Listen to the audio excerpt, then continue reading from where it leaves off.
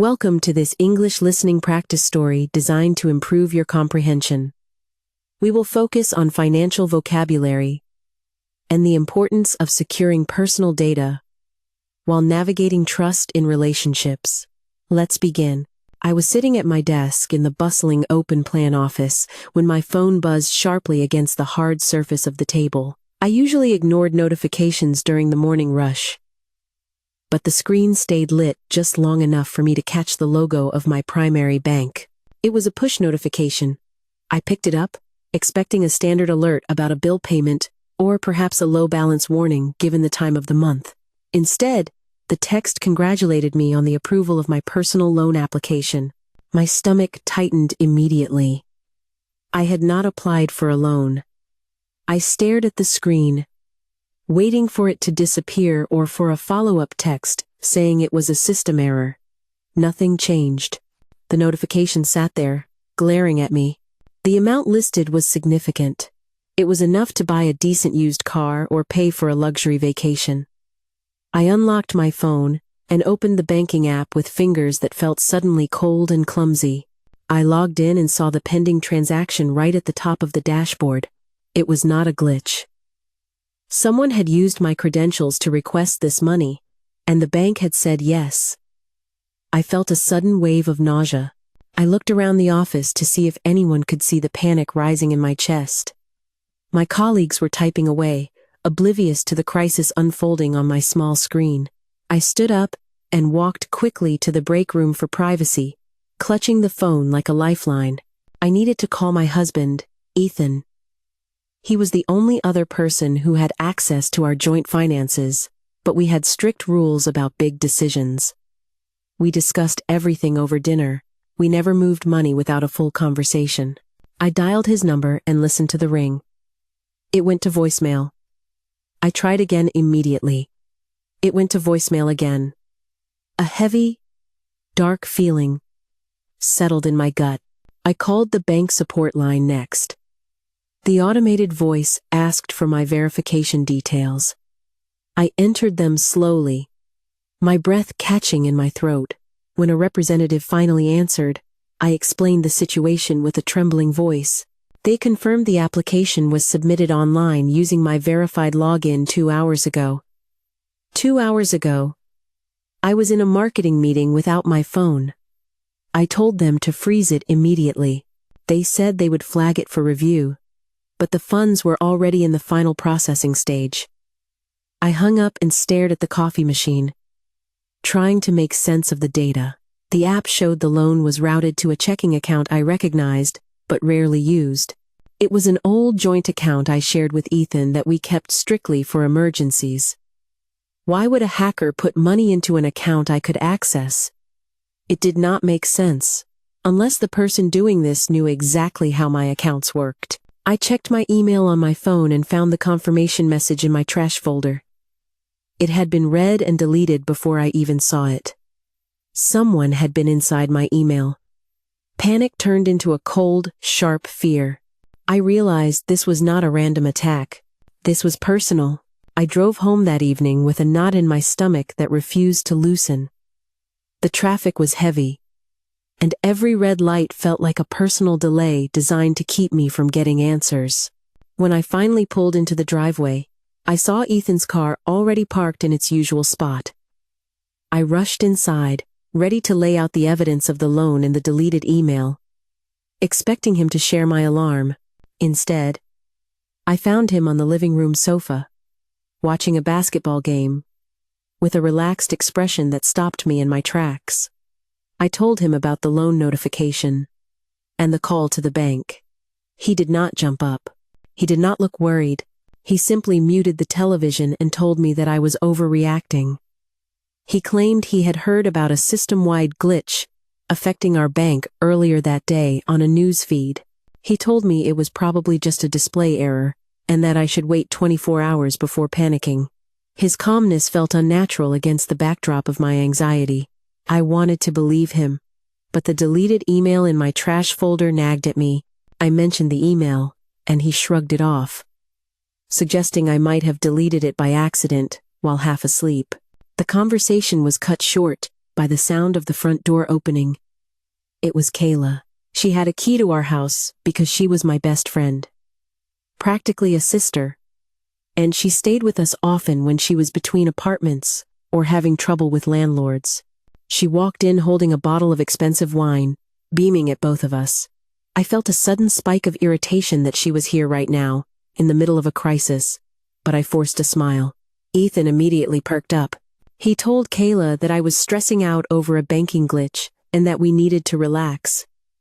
Kayla laughed and said I always worried too much.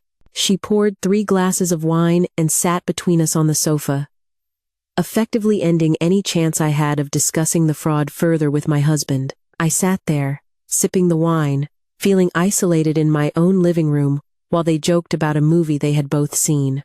Later that evening, the topic shifted to money, but not my missing money. Kayla began to complain about her own financial situation. She spoke at length about her credit card debt and how she could never seem to save enough for a deposit on her own place. She sighed dramatically and looked at the ceiling, saying she wished she understood numbers the way I did. I remained silent, still thinking about the unauthorized loan. Ethan nudged my arm. He told Kayla that she should ask me for help because I was a wizard with budgeting. I tried to deflect, saying I was busy with work. But Ethan insisted. He told me that I was being selfish if I did not help my best friend get her life on track. He said it would be a good distraction for me. The pressure in the room shifted entirely onto me. If I said no, I was the bad friend. I agreed to help her look at her budget the following night. The next evening, I cleared the dining room table and set up my laptop. Kayla sat next to me with a notepad and a pen, looking eager. Ethan sat in the adjacent room, close enough to hear everything, pretending to read a magazine. I asked Kayla to show me her income statements, but she said she had forgotten to bring them. Instead, she wanted to see how I organized my spreadsheets. She asked if I could open my banking dashboard to show her what a healthy account looked like. I hesitated. I told her that was private information. Ethan called out from the other room, saying that family did not have secrets and that I was being paranoid again. He said my lack of trust was hurtful to Kayla. I felt a flush of guilt mixed with anger. I typed in my password, conscious of Kayla sitting inches away from my shoulder. I tried to angle the screen away, but she leaned in, pointing at the categories on the dashboard. She asked specific questions that felt odd for a beginner. She did not ask about savings rates or interest. She asked about daily transfer limits. She asked how instant transfers worked and if the bank sent a text message for every single transaction. I explained that yes, they usually sent a code. She nodded slowly, writing this down on her notepad. Then she asked what happened if I lost my phone. She wanted to know how I would access my money without the device. I explained the backup verification methods, mentioning the security questions. She laughed and asked if my security questions were easy to guess, like the name of my first pet. I told her they were harder than that. She paused and tapped her pen on the table, looking at me with a gaze that felt too intense. She asked if I used the same password for my email as I did for the bank. I lied and said no. I saw a flicker of something unreadable in her eyes before she smiled and said that was smart. A few days later, the dynamic in the house began to shift in subtle, unsettling ways. I came home from work to find my home office door slightly ajar. I always closed it to keep the cat out. I walked in and saw my laptop sitting on the desk exactly where I left it. But the power cord was unplugged. I never unplugged the cord. I checked the browser history, but it had been cleared completely. The last active time was 2 hours ago, when I was at the office. I walked out to the living room, where Ethan and Kayla were playing a card game. I asked if anyone had been in my office. Ethan did not look up from his cards. He said he went in to borrow a stapler. I asked why the browser history was cleared. He laughed and said he must have clicked something by mistake, or maybe the computer updated itself. Kayla chimed in, saying technology was so glitchy lately. She gave Ethan a knowing look that vanished as soon as I made eye contact with her. My heart began to beat faster. They were bonded in a way that left me on the outside. The budgeting sessions continued. Kayla became more aggressive with her requests.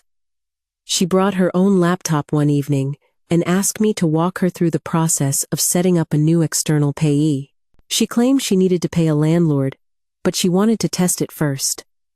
She asked me to demonstrate on my account by adding her as a payee, just to show her the buttons to click. I told her I could just explain it verbally.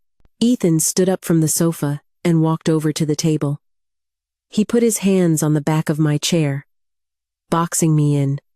He told me to stop being difficult. He said Kayla was trying to learn, and I was making it hard for her.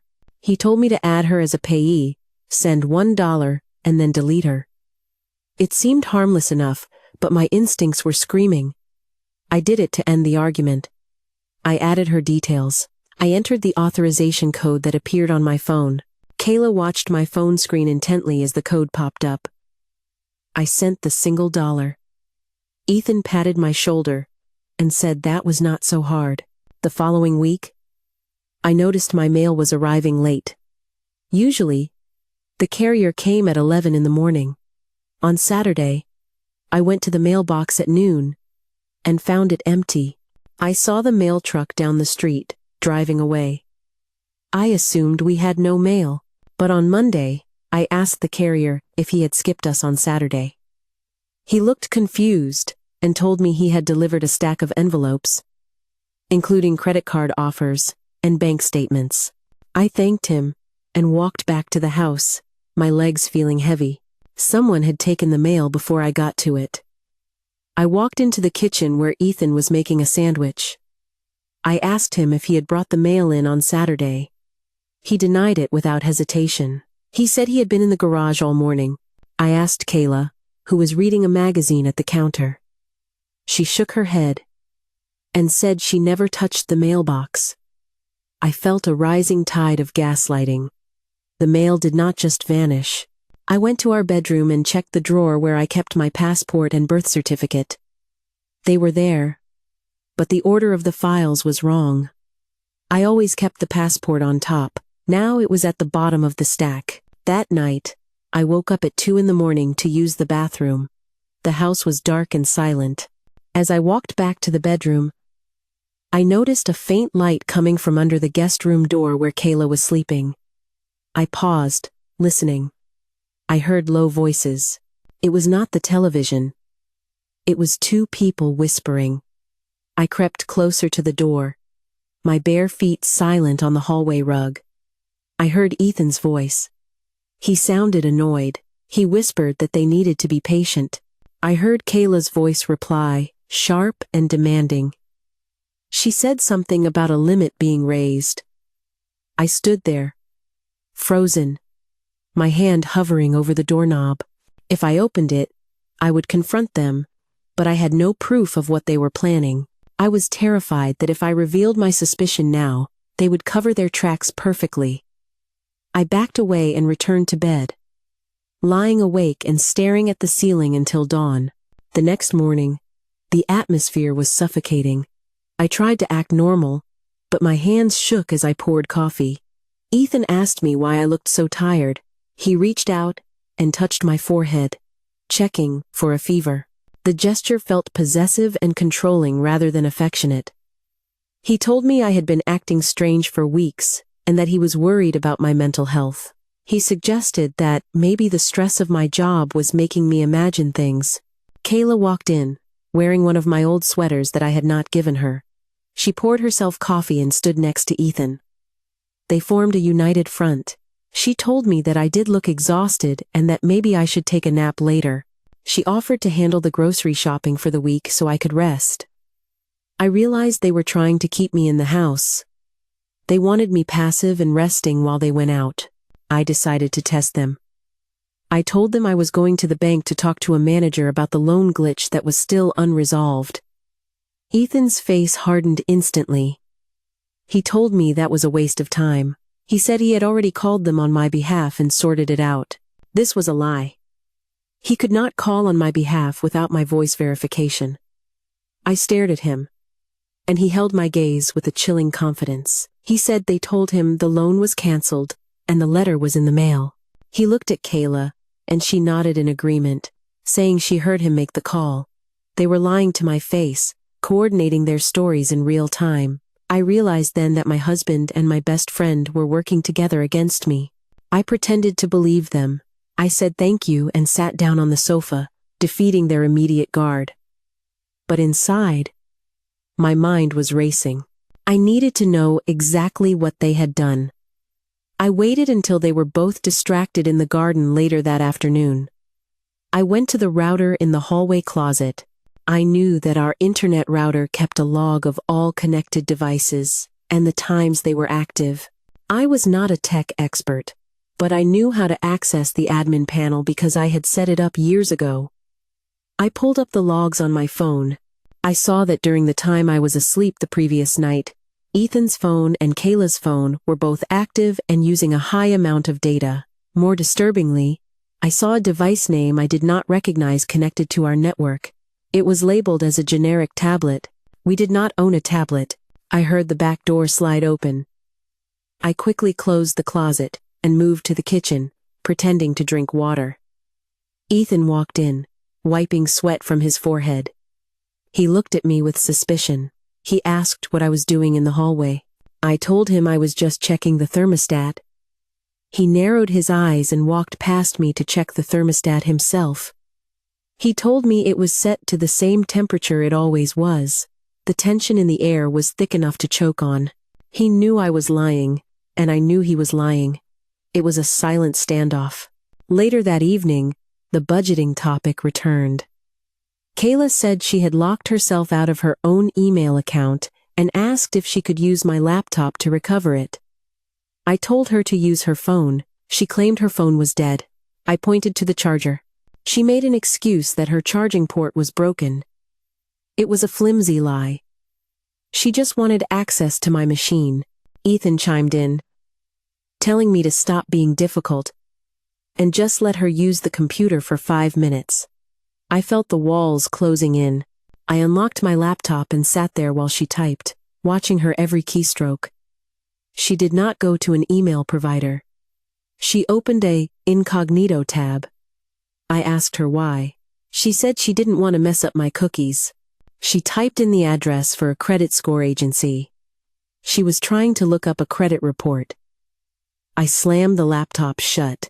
Kayla jumped back, looking hurt. Ethan stood up, shouting that I was being crazy. He said my behavior was abusive. He told me I was treating my best friend like a criminal. He spun the narrative so fast that I almost questioned myself. He said I was letting my work stress destroy my relationships. He told me to go to the bedroom and cool off.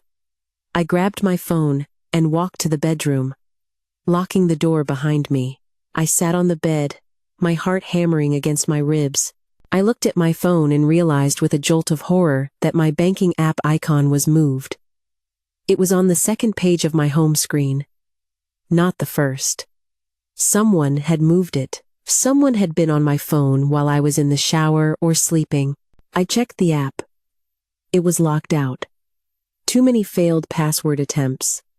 I tried to reset it, but the app asked for a code sent to my email. I checked my email. No code arrived. I checked the trash. No code. I checked the settings on my email account. There was a forwarding rule set up. A copy of every email I received was being forwarded to an address I did not know. The address was a string of random letters, but I recognized the domain. It was a disposable email service. Someone was intercepting my verification codes. They were locking me out of my own financial life, piece by piece. I heard the doorknob of the bedroom rattle. It was locked, but the handle turned aggressively. Ethan asked me to open the door. He said we needed to talk about my attitude. I stayed silent, staring at the forwarding rule on my screen. I sat on the edge of the bed, staring at the screen of my phone while the doorknob rattled aggressively. Ethan's voice through the wood was muffled, but angry. He demanded I open the door so we could talk like adults. I did not move. My thumb hovered over the email settings. I took a screenshot of the forwarding rule that was sending my private correspondence to the unknown address. Then I deleted the rule. I checked the activity log again. It showed logins from a location that matched our house. But the device type was listed as a desktop computer. We did not own a desktop computer. I realized they must be using a virtual machine or a spoofer to hide their device identity. This was sophisticated. This was planned. I stood up and walked to the door, unlocking it with a steady hand despite the tremors in my knees. I opened it to find Ethan standing there, red-faced, with Kayla lurking behind him in the hallway shadows. Ethan pushed past me into the room, scanning the space as if looking for someone else. He asked me what I was doing in there for so long. I told him I was changing my clothes. He laughed a dry, humorless laugh. He pointed to my phone and said I was obsessed with that screen. He told me I was becoming distant and paranoid, and it was destroying our marriage. Kayla stepped into the doorway. Her arms crossed. She spoke softly, using a tone one might use with a frightened child. She said they were only trying to help me. She suggested that perhaps I should hand over my phone to Ethan for the night, so I could disconnect and get some real sleep. The suggestion chilled me. They wanted to take my primary communication device. I gripped the phone tighter and told them I needed it for a work alarm. Ethan glared at me for a long moment, then shook his head in disgust and walked out. Kayla lingered for a second, offering a sad smile that felt rehearsed, before following him. The next morning, the escalation moved from digital to physical. I woke up early, determined to get to the bank in person before work. I grabbed my wallet from the bedside table. It felt lighter than usual. I opened it and looked inside. I had withdrawn $300 in cash 2 days ago to pay for a contractor who was fixing our garden fence. The cash was gone. The slot where the bills should have been was empty. I checked the other pockets. Nothing. I felt a surge of panic. I knew exactly how much was there. I walked out to the kitchen where Ethan was eating toast. I asked him if he had taken the cash from my wallet. He did not even look up from his plate. He told me he had not touched my wallet. I pressed him, saying the money was there last night. He took a bite of toast and chewed slowly. He told me I probably spent it and forgot. He said my memory had been slipping lately. Kayla walked in, wearing a silk robe that I had received as a gift from my mother years ago. I had never worn it because it was too delicate. She was wearing it while making coffee. I stared at the robe, then back at Ethan. I asked her why she was wearing my clothes. She looked down at herself, surprised. She said Ethan told her I was getting rid of it, and had put it in the donation pile. I never had a donation pile. I turned to Ethan. He shrugged and said I had mentioned clearing out the closet last week. He said I was so stressed I probably did not remember saying it. The gaslighting was becoming a coordinated assault on my reality. I felt like I was losing my footing. I demanded the cash back. Ethan slammed his hand on the table. He shouted that I was accusing everyone of theft because I was irresponsible with money. He said he was tired of walking on eggshells around my delusions. He told me to check my car, saying I probably dropped it there. I went to my car, knowing the money was not there. I searched under the seats anyway, driven by a desperate hope that maybe I really was going crazy. I found nothing. But I did find something else. In the glove compartment, the manual for the car was missing. In its place was a crumpled receipt from a fast food restaurant I had never visited, dated for a time when I was at work. Someone had been driving my car. I checked the odometer. It showed 50 miles more than I remembered. I stood in the driveway, looking at the house. My sanctuary had become a trap. I drove to work, my hands gripping the steering wheel so hard my knuckles turned white. At the office, The nightmare followed me. I sat down at my desk and tried to log into my work email. The password was incorrect. I typed it again, carefully. Incorrect. I called the IT department. The technician sounded annoyed. He told me that I had requested a password reset at 4 in the morning. I told him I was asleep at 4 in the morning. He said the request came from my verified personal email address. My stomach dropped. They had used the access to my personal email to pivot to my work accounts. I asked him to reset it again. He did, and I finally got in. I checked my sent folder. There was an email sent at 4:15 in the morning to my boss. It was a chaotic, rambling message complaining about the workload and making incoherent accusations against colleagues. It was designed to make me look unstable. I rushed to my boss's office. She was reading the email on her screen, looking concerned.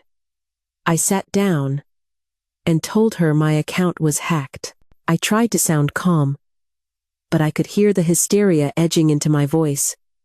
She looked at me with pity. She said she had received a call from my husband earlier that morning. He had told her I was going through a severe mental health crisis, and to ignore any strange behavior. He had preempted my defense. He had painted me as the unstable wife before I even arrived. I realized with horror that he was trying to get me fired. If I lost my job, I lost my income. If I lost my income, I was entirely dependent on him. That was the goal. Isolation. I left work early, claiming a migraine. I could not stay there, knowing my reputation was being dismantled.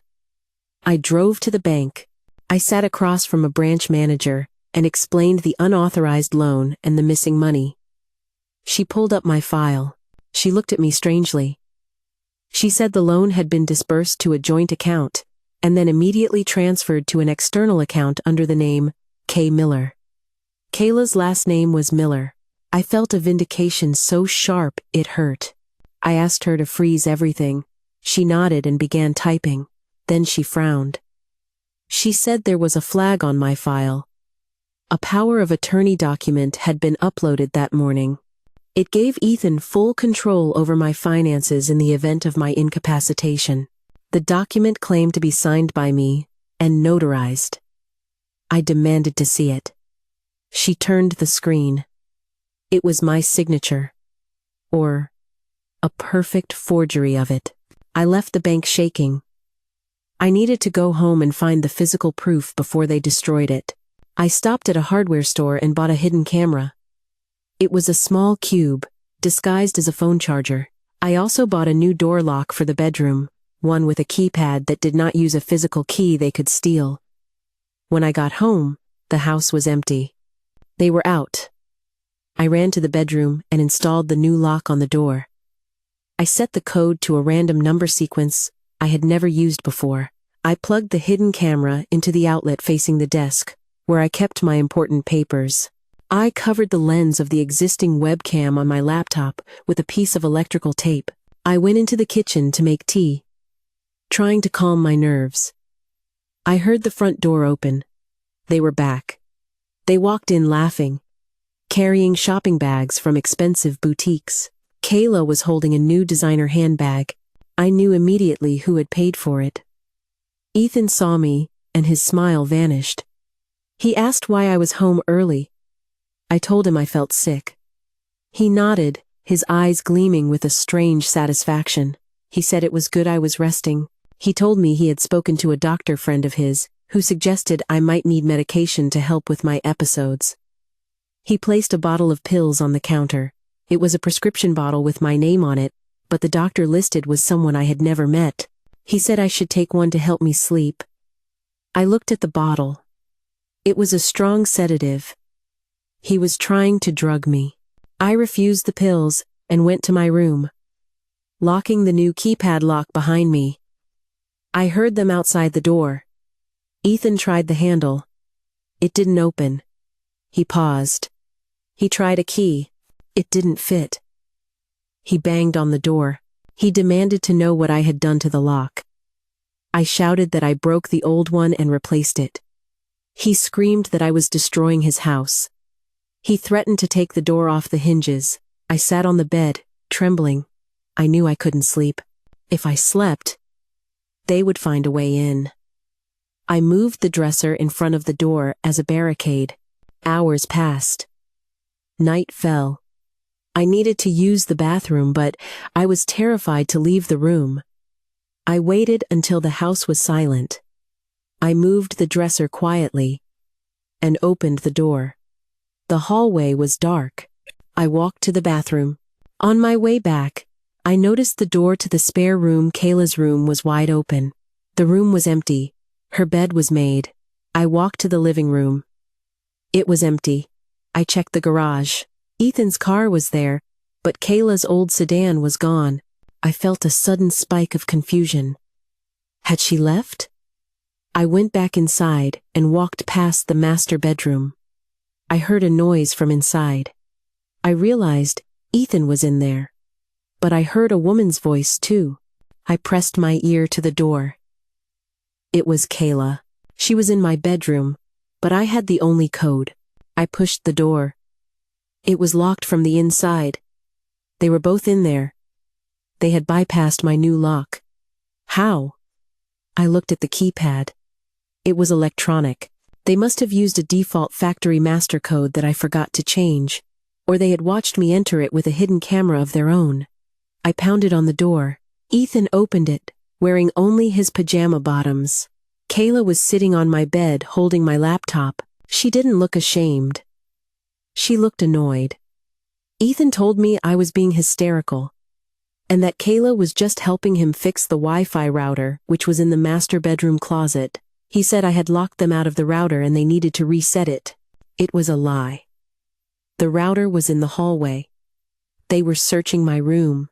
I pushed past him and grabbed my laptop from Kayla. The screen was black.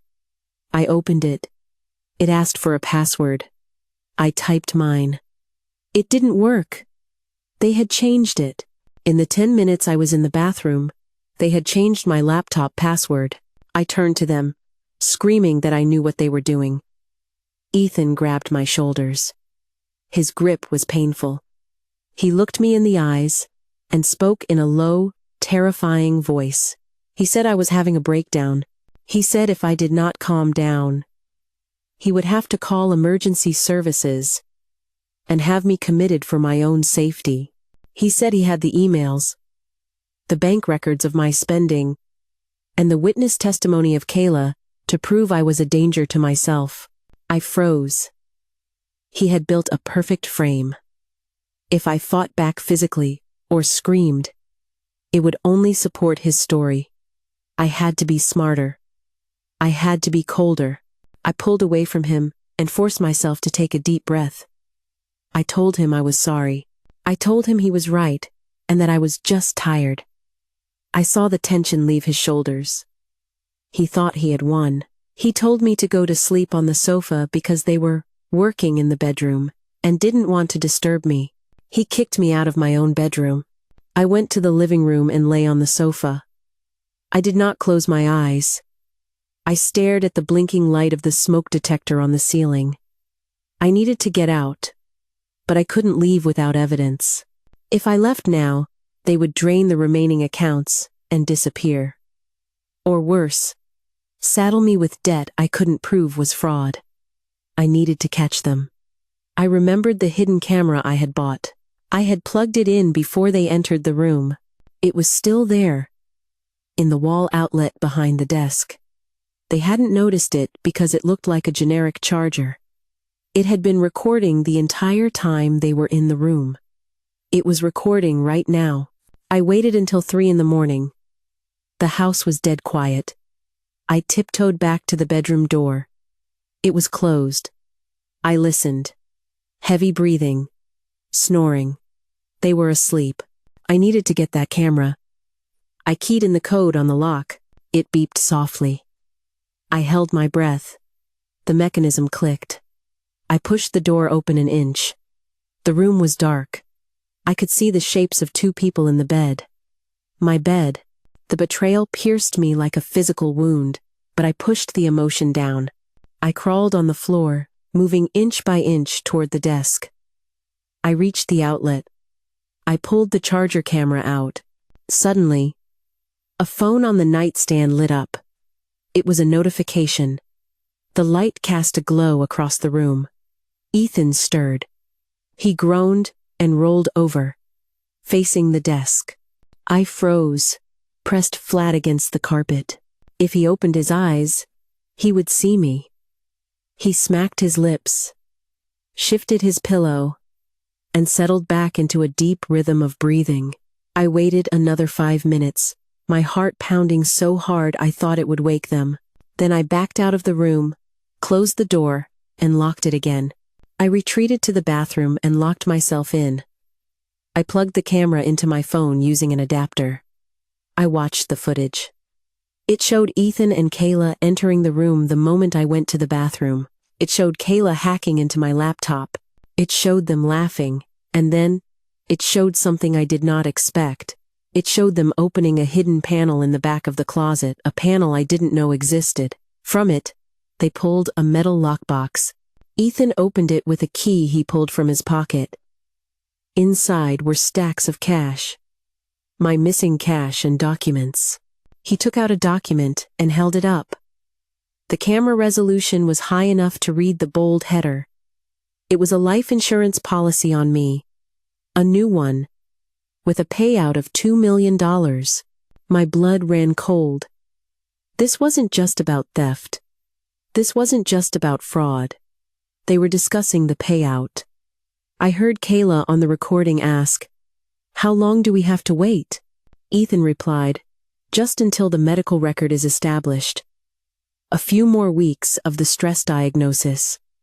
They were planning to kill me. The realization hit me with the force of a physical blow. I wasn't just fighting for my credit score anymore. I was fighting for my life. I sat on the bathroom floor, the cold tile seeping into my skin. I needed to leave. Immediately. But my car keys were in the bedroom. My wallet was in the bedroom. I had nothing but my phone and the clothes I was wearing. I checked my phone battery. 12%. I needed to move fast. I opened the bathroom window. It was small, but I could fit. I climbed out, dropping into the flower bed outside. The night air was freezing. I ran to the street. I didn't go to my car. I knew they probably had a tracker on it. I ran down the block, staying in the shadows. I needed a safe place. I thought of my sister, but she lived 3 hours away. I thought of the police, but Ethan's threat about the mental health crisis rang in my ears. If I went to them acting frantic, he might spin it. I needed to be calm. I needed to be undeniable. I walked to an all-night diner 3 miles away. I sat in a booth in the back and ordered a coffee with shaking hands. I used the diner's Wi-Fi to upload the video footage to a cloud account that Ethan didn't know about, an old account from college. I sent the link to my sister and to my work email. Then I began to dig deeper. I used the public Wi-Fi to check the K. Miller account the bank manager had mentioned. I couldn't access it, but I could search public records. I searched for Kayla Miller in the state business registry. Nothing. Then I searched for her name in the county clerk's records. I found a marriage license. Not for us. For Kayla Miller and Ethan, dated 4 years ago. The room spun. They were married. They had been married before I met Ethan. I was the second wife. I was the mark. The entire relationship, the courtship, the marriage. It was all a long con. Kayla wasn't the best friend who needed help. She was the original wife. They were partners in crime, and I was the victim they had groomed for 3 years. The budgeting lessons, the questions about security, the slow isolation, it was all part of the extraction plan. And now, they were in the consequence phase. I looked at the date on the marriage certificate again. It was legally active. They had never divorced. That meant my marriage to Ethan was bigamy. It was void. Null. I wasn't his wife. I was just a woman they were robbing. This realization was strangely empowering. If I wasn't his wife, he had no legal power over me. The power of attorney was invalid. The debts were fraud. The medical control he tried to exert was baseless. I felt a cold, hard resolve harden in my chest. I wasn't going to just escape. I was going to destroy them. I checked my phone again. 6% battery. I needed to conserve it. I saw a notification pop up. It was from my home security system app. The one on the front door. It showed the front door opening. Then, it showed Ethan running out to his car. He was tracking me. He must have seen that my phone left the house radius. He was coming to find me. I looked out the diner window. The street was empty, but headlights appeared in the distance. I slid down in the booth. I needed a weapon, not a gun or a knife, but a lever. I looked at the video file again. I had the life insurance conversation. That was conspiracy to commit murder. That was my weapon. I waited until the car passed. It was him. He slowed down as he passed the diner, scanning the windows. He didn't see me. He sped up, heading toward the highway. He thought I was running to my sister. He was wrong. I wasn't running away anymore. I was going back to the house. The house was empty now. Kayla was likely there alone. Or maybe she went with him. If the house was empty, or just had Kayla, I had a chance to get the physical evidence, the lockbox. The digital video was good, but the physical papers in that box would send them to prison for decades. I walked back to the house, taking a shortcut through the neighbors' yards to avoid the street. The house was dark. Ethan's car was gone. Kayla's car was still gone. They were both out hunting for me. They had made a fatal mistake. They left the crime scene unguarded because they thought the victim was fleeing. I approached the back door. It was locked. I picked up a heavy garden stone wrapped in a cloth I found on the patio furniture to muffle the sound. I smashed the small window pane near the handle. I reached in and unlocked the door. I was inside. I ran to the bedroom. The closet panel was closed. I pried it open with a letter opener from the desk. The lockbox was there. I grabbed it. It was heavy. I needed to get it open. I didn't have the key. I took the whole box. I ran to the kitchen and grabbed a steak knife to defend myself if they returned. Then I heard tires on gravel. They were back. They had realized I wasn't on the highway. I was trapped in the house with the evidence, and they were blocking the driveway. I ran to the basement. It was the only place with a small egress window that led to the backyard. I locked the basement door behind me and scrambled up to the small window. It was painted shut. I shoved against it with all my strength. The paint cracked. The window slid open. I pushed the lockbox through first. Then I climbed out, scraping my arms on the concrete sill. I was out. I grabbed the box and ran into the thick woods behind our property. I didn't stop running until I reached the main road, a mile away. I flagged down a passing truck. It was a delivery driver. I told him I had a medical emergency and needed to get to the police station. He let me in. Sitting in the high cab of the truck, clutching the metal box, I finally allowed myself to cry. But they were tears of rage, not sorrow. I checked the tracking on my phone one last time. I saw Ethan's dot at the house. He was stationary. He was probably tearing the house apart looking for me. He didn't know I had the box. He didn't know I knew about the bigamy. He didn't know the game was over. The delivery truck dropped me off at the precinct entrance under the harsh glare of the orange street lamps. I thanked the driver, clutching the cold metal lockbox to my chest as if it contained my own heart. I walked into the station, the fluorescent lights humming overhead, and told the desk sergeant that I was in immediate danger and held evidence of a major financial conspiracy and attempted harm. They saw the blood on my arms from the window scrape and the terror in my eyes. They ushered me into a private interview room, A small gray box with a metal table and 3 chairs. They gave me a bottle of water and told me a detective was on the way.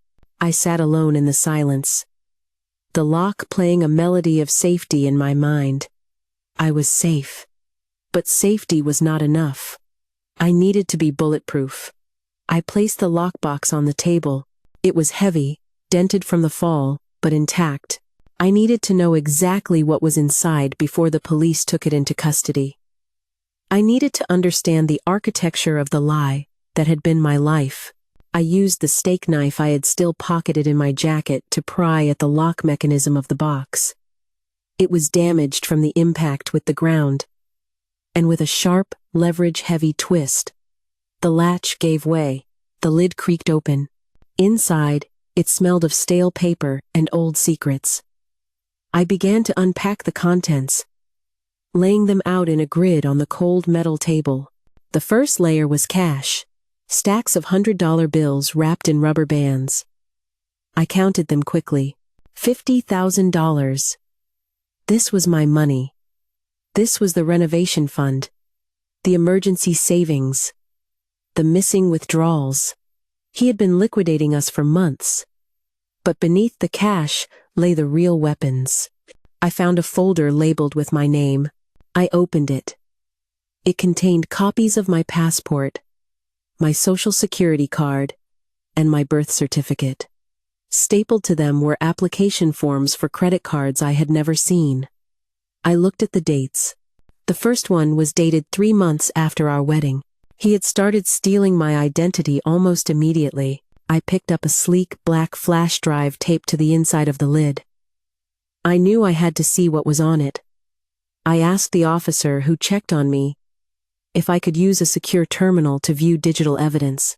He hesitated, then brought me a dusty laptop that was disconnected from the station's main network.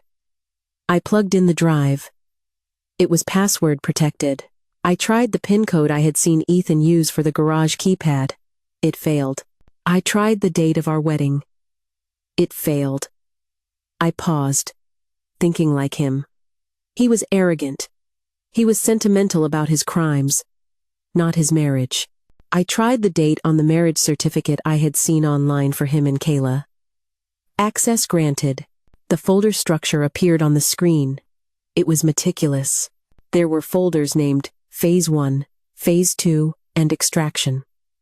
My hands shook as I opened Phase 1. It contained PDFs of psychological articles about inducing paranoia and sleep deprivation. He had studied how to break me. There were notes in a document titled Gaslighting Schedule. It listed dates and specific actions. Move keys, hide mail, unplug laptop. I read the entry for last Tuesday. Accuse her of memory loss regarding the stove. I remembered that fight. I had cried for an hour, thinking I was losing my mind. It was a script.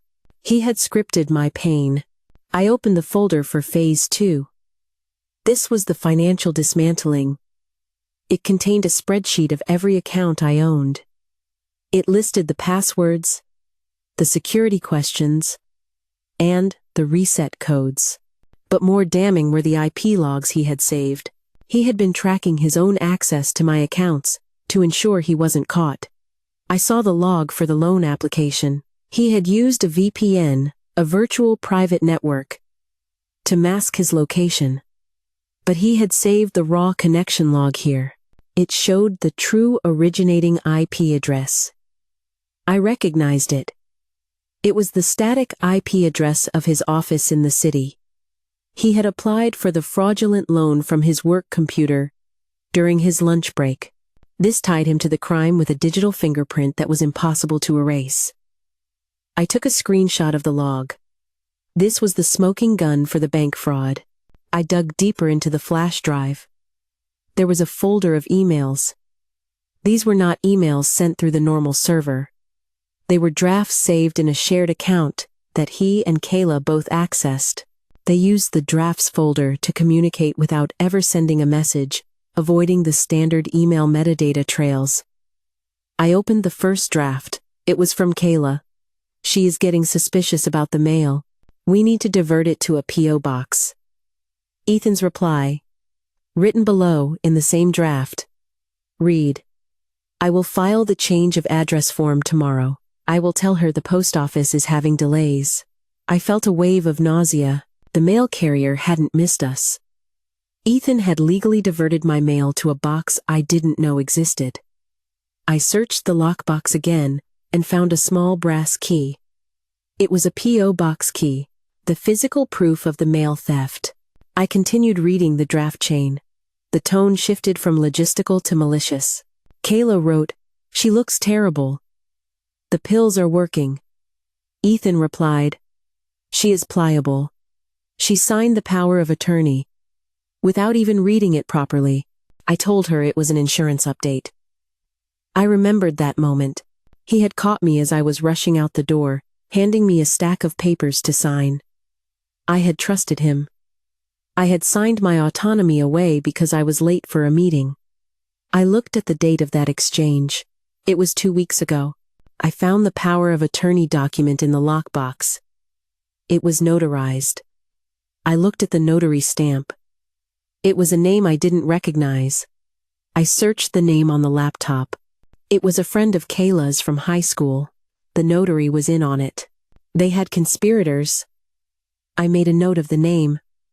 The circle of betrayal was wider than I thought. I went back to the bank records in the box.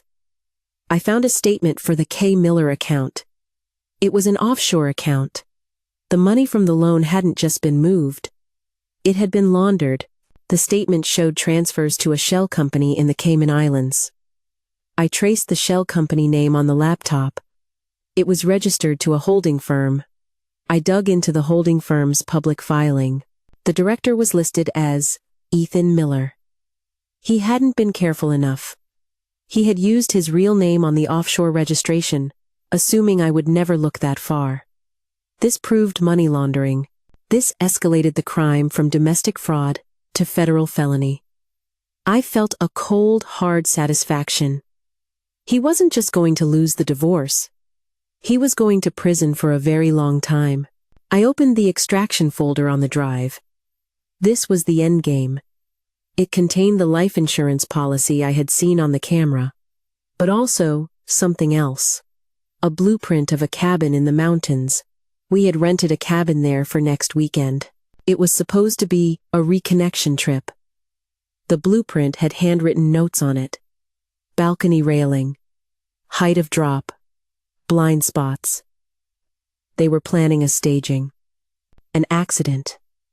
Distraught wife slips from balcony. It was a murder plan, detailed with architectural precision. I stared at the screen. My breath shallow. They were going to kill me in 5 days. The realization that I was currently supposed to be packing for my own execution made the room spin. I took a deep breath and focused. I needed to print this. I needed hard copies. I asked the officer for a printer connection. He saw the look on my face and didn't argue. I printed the blueprints, the notes, the emails. The stack of paper grew, a tower of evidence that would crush them. I returned to the lockbox. There was a small velvet pouch at the bottom. I opened it. Inside were my grandmother's diamond earrings. I had thought I lost them a year ago. I had spent days tearing the house apart, crying, apologizing to Ethan for my carelessness. He had held me, told me it was okay, that material things didn't matter. He had stolen them. He had watched me cry over a loss he created. I gripped the earrings, the sharp edges pressing into my palm. This wasn't just about money. It was about psychological torture. He enjoyed the control. He enjoyed making me feel broken. I placed the earrings on the table next to the stack of printed emails. They were the emotional evidence, the proof of his cruelty. I picked up the laptop again and logged into my phone provider's account. I needed to see the call logs. I knew he had been deleting calls from my phone, but the carrier records couldn't be deleted by a user. I pulled the log for the last 6 months. I saw hundreds of calls to a number I didn't know. I cross-referenced it with the number on the marriage license I had found earlier. It was Kayla's number. But the times were the key. They talked every morning at 8:30, right after I left for work. They talked every evening at 5:30, right before I got home. It was a shift change. They were coordinating the handover of the surveillance. I saw text message logs, thousands of them. I couldn't read the content on the carrier site, but the volume was staggering. I looked at the data usage. Huge spikes in data at night. That was the video feed. They were streaming the hidden cameras to a remote server. I needed to find that server. I went back to the flash drive. I searched for camera or video. I found a text file named Stream Key. It contained a URL and a login. I typed the URL into the browser. It was a private cloud storage site. I entered the login credentials. The screen filled with thumbnails. It was my house. Every room. The kitchen, the living room, the hallway, the bedroom. There were archives going back a year. I clicked on a random date. I saw myself sleeping. I saw myself reading. I saw myself crying in the kitchen. It was a violation, so total, it felt like a physical assault. But then, I saw something else. I saw a video from 3 months ago. I was at work. Ethan was in the kitchen with a man I didn't know. They were looking at the breaker box. The man was installing a device. I zoomed in. It was a signal jammer. That was why my phone calls always dropped in the house. That was why the Wi-Fi was spotty. He had engineered the connectivity issues to isolate me further. I downloaded the video. This was proof of tampering with utilities. Another charge. I organized the evidence on the table into piles. The legal fraud pile. The fake power of attorney. The loan application. The money laundering trail. The theft pile. The cash. The earrings. The missing mail. The conspiracy pile. The draft emails. The gaslighting schedule. The murder plan blueprints. The bigamy pile. The marriage license. The dual life documentation. I took photos of the arrangement with my phone, uploading them immediately to a secure cloud account my sister controlled. I was creating a redundant backup. If something happened to this box, the digital ghost of it would survive. I was not taking chances.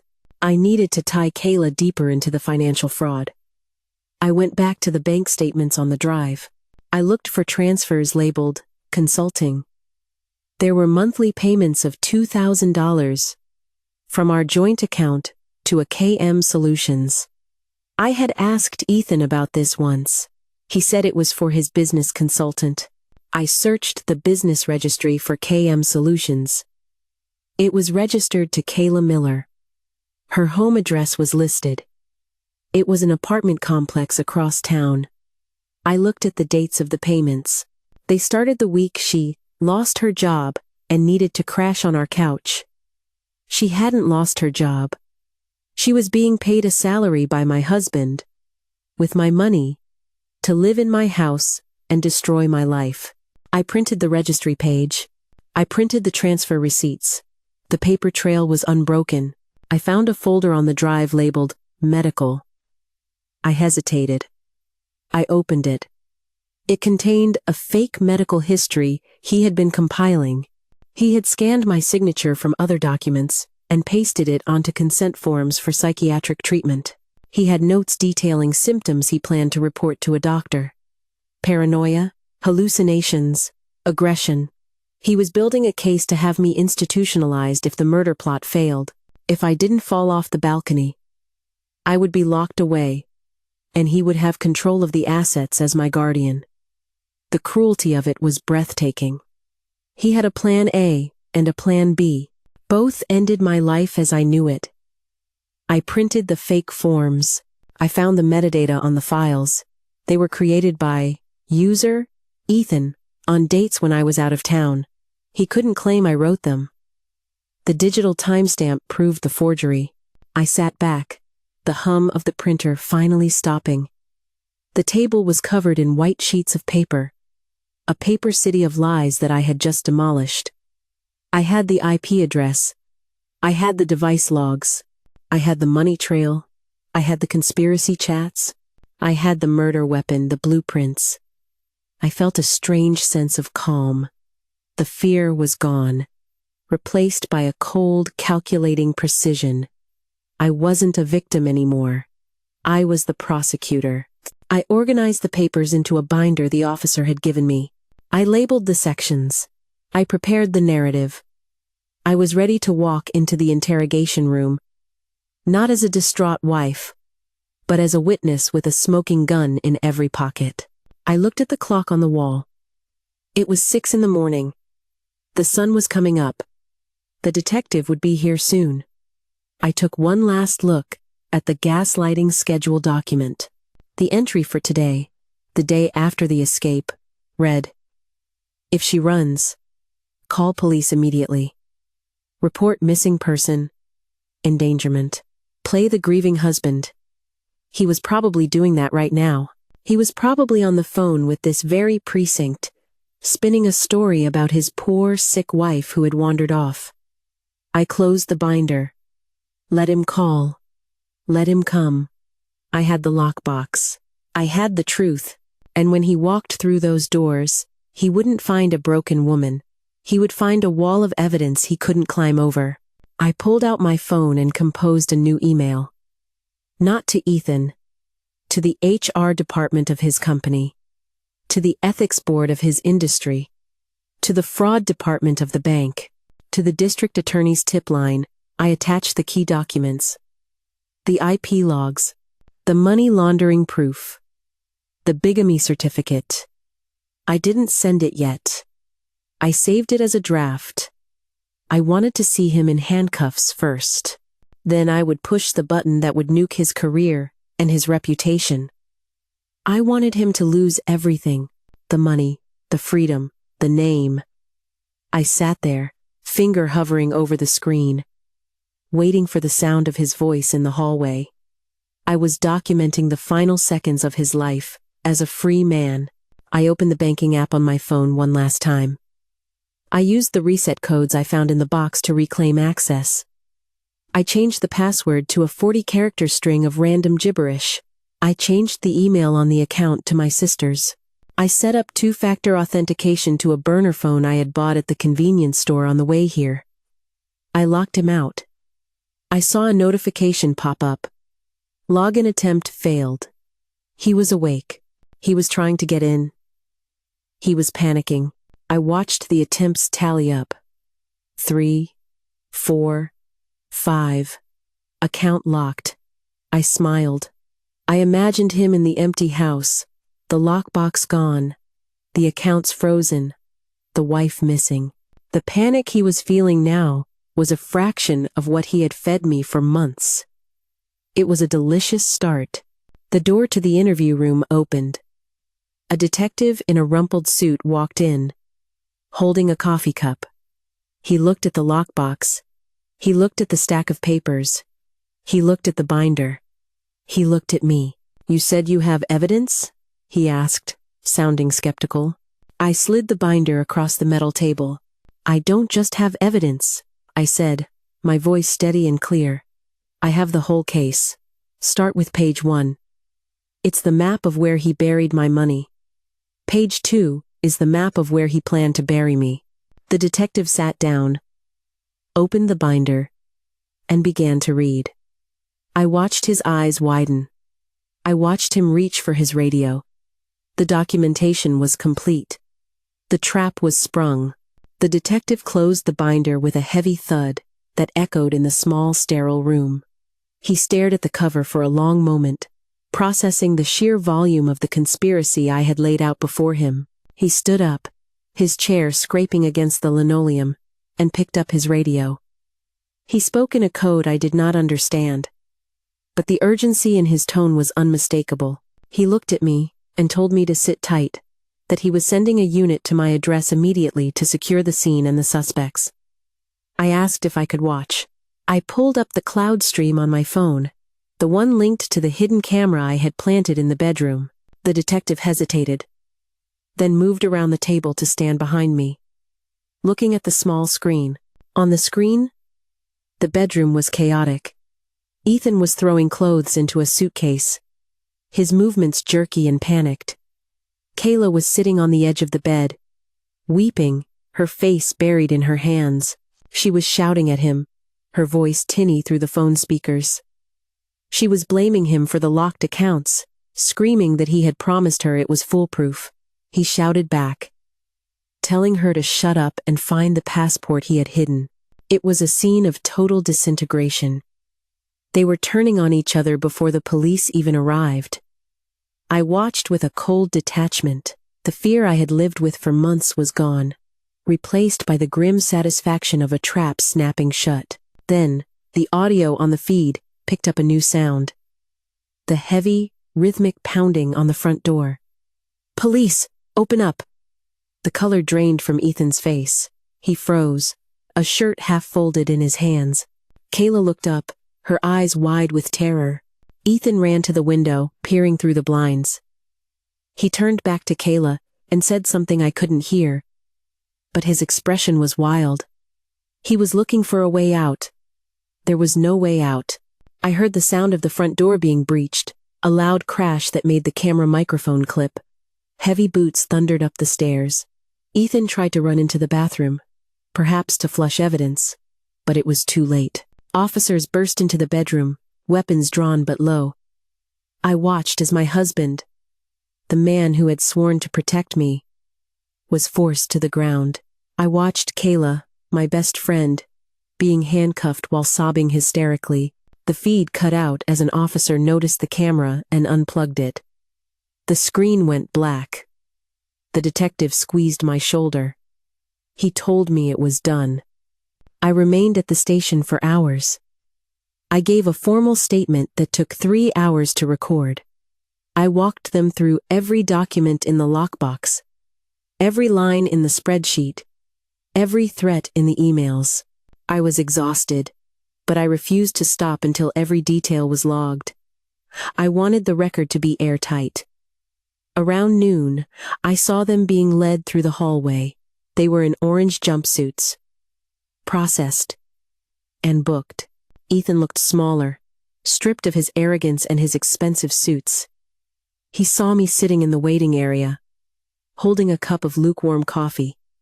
He stopped, his eyes locking onto mine. He opened his mouth to speak, perhaps to manipulate me one last time, to play the victim. But the officer behind him nudged him forward. He looked away. Kayla didn't even look up. She was staring at the floor, her shame absolute. The legal fallout began the next morning. I met with a forensic accountant provided by the district attorney's office. We sat in a conference room with the bank manager I had spoken to earlier. The K. Miller offshore account had been frozen within minutes of my report. Because the money was proceeds of fraud, international treaties allowed for its repatriation. The $50,000 in the lockbox was logged as evidence, but the prosecutor assured me it would be returned to me after the trial. The loan he had taken out in my name was declared fraudulent. The bank wiped the debt from my record immediately, acknowledging the security breach in the IP logs that proved I wasn't the applicant. My credit score, which had taken a hit from the hard inquiries, was placed under a fraud alert. It would take time to heal, but the bleeding had stopped. The most complex part was the marriage itself. I sat down with a family law attorney my sister had recommended. I laid the bigamy certificate on her desk. She looked at it, then at me, and closed the file. She told me there would be no divorce. Divorce implies a valid marriage ended. This was an annulment. Legally, I had never been married to Ethan Miller. The marriage was void from the start because he was already married to Kayla. This distinction was vital. It meant I was not liable for any debt he incurred during our marriage. It meant he had no claim to my assets, my retirement, or my future. It erased him from my legal history as if he had never existed. I signed the petition for annulment with a hand that did not shake. It felt like signing a release form for a hospital stay. I was checking out of the trauma. The news broke 2 days later. The story of the double-life husband and the best friend betrayal was too sensational for the local papers to ignore. Kayla's name was plastered everywhere. Her reputation was incinerated. It turned out she had been scamming others too, small cons, borrowed money she never returned, lies to landlords. But this was her masterpiece, and it was her downfall. I read the articles online. People in the comments section were ruthless. They dissected her life, her choices, her cruelty. I didn't feel happy about it, but I felt a sense of cosmic balance. She had tried to destroy my reputation with the mental health lies at my workplace. Now, the world knew exactly who the unstable one was. My boss called me, apologizing profusely for believing Ethan's call. She offered me paid leave to recover. I took it. I had to return to the house one last time to retrieve my personal belongings. I asked for a police escort. I couldn't walk into that space alone. The officer waited in the hallway while I packed. The house felt dead. The energy was gone. It was just a collection of drywall and wood. I went to the bedroom. The mattress was stripped. The closet was open. I packed my clothes, my books, the photos of my parents. I left everything else. I left the furniture we bought together. I left the kitchenware. I left the gifts he had given me. They were tainted. I didn't want anything that carried his memory. I walked out to the garage and saw his car. It was dusty. I felt nothing. I walked past it and got into my car. As I backed out of the driveway, I tossed the house key into the storm drain at the end of the street. I heard a small splash. It was the only closure I needed. The trial was short. Faced with the mountain of evidence, the binder, the lockbox, the video, the confession Kayla gave to cut a deal, Ethan's lawyer advised him to plead guilty. He pleaded to multiple counts of wire fraud, identity theft, bigamy, and conspiracy to commit assault. The murder conspiracy charge was dropped as part of the plea. But the sentence was heavy. He was sentenced to 12 years in federal prison. Kayla received 5 years for her role as an accomplice and for the identity theft. I went to the sentencing hearing. I didn't speak. I just sat in the back row, wearing a bright yellow dress. I wanted to be a visible reminder of the life they failed to extinguish. When the judge read the sentence, Ethan slumped forward. He didn't look at me. He knew he had lost. I moved to a new city 3 months later. I needed a landscape that didn't hold his ghost. I rented a small apartment on the 3rd floor of a secure building. It wasn't a house, but it was mine. I decorated it slowly. No shared decisions. No compromises. I bought a new laptop. I set it up with a security key, a physical dongle that had to be inserted to log in.